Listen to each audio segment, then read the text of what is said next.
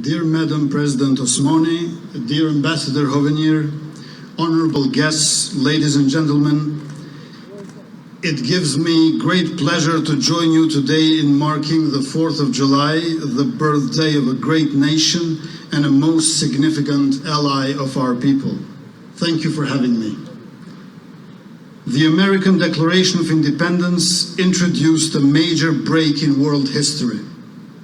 It was the first time that a country was being founded by explicit appeal to the Enlightenment notion of the inalienable rights of the individual. As the Founding Fathers put it in the most memorable line of the Declaration, quote, "We hold these truths to be self-evident that all men are created equal, that they are endowed by their Creator with certain unalienable rights, that among these are life, liberty, and the pursuit of happiness. That to secure these rights, governments are instituted among men, deriving their powers from the consent of the governed," unquote. While the doctrine of government by consent is well known, that of inalienable rights is often misunderstood.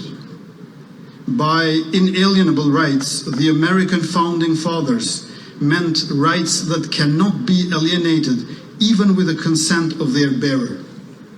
In other words, one may not sell oneself into slavery even if one wanted to do so freely. This classical liberal doctrine is radically different from the modern liberal one that emerges after the rise of industrial capitalism, which holds that inalienable rights are those rights that require consent to be alienated. The European Enlightenment found its first and most significant political embodiment in the American Declaration of Independence.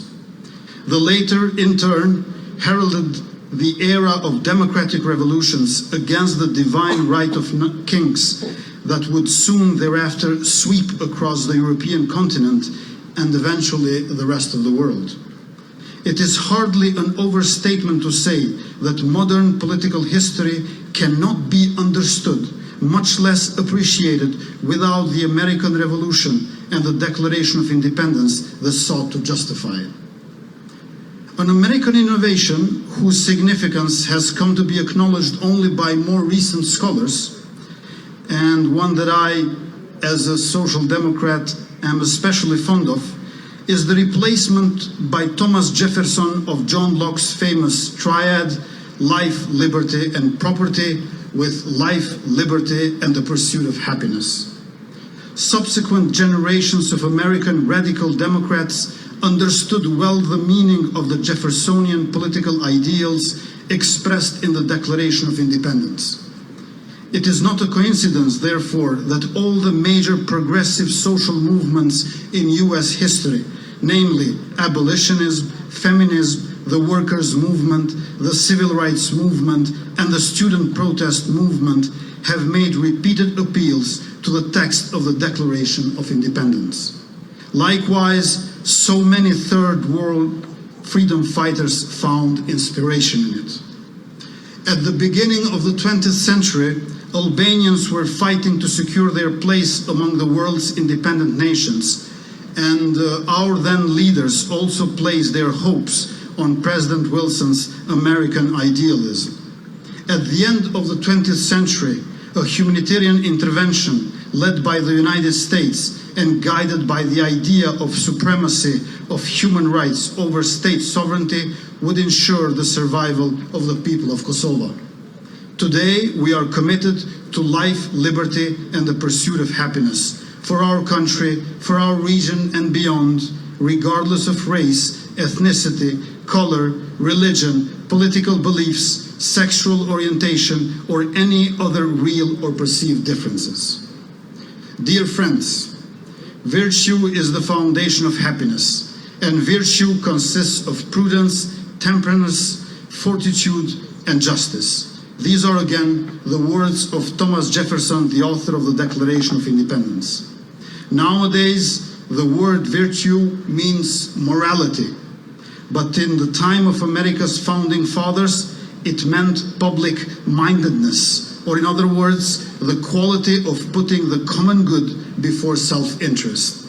Not surprisingly, in the revolutionary era, writings safe kept at the US National Archives, the word virtue appears 6,000 times. Indeed, more often than the ultimate goal itself, freedom.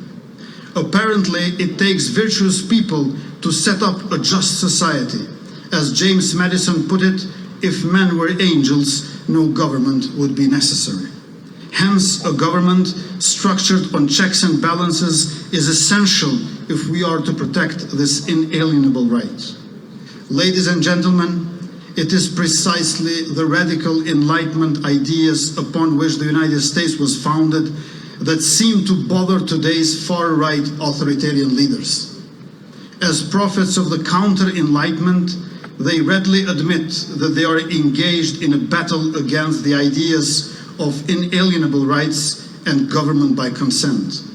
As we raise a toast to the 246th anniversary of the United States Declaration of Independence, let us recommit to defending its underlying political philosophy. Happy 4th of July, my best wishes for your nation's bright future. Thank you.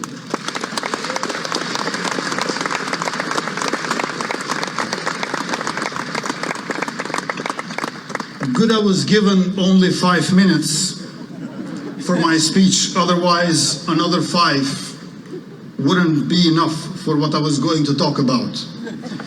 New Orleans jazz, Mississippi literature, and Sunset Boulevard nightlife and daydreaming. Thank you again.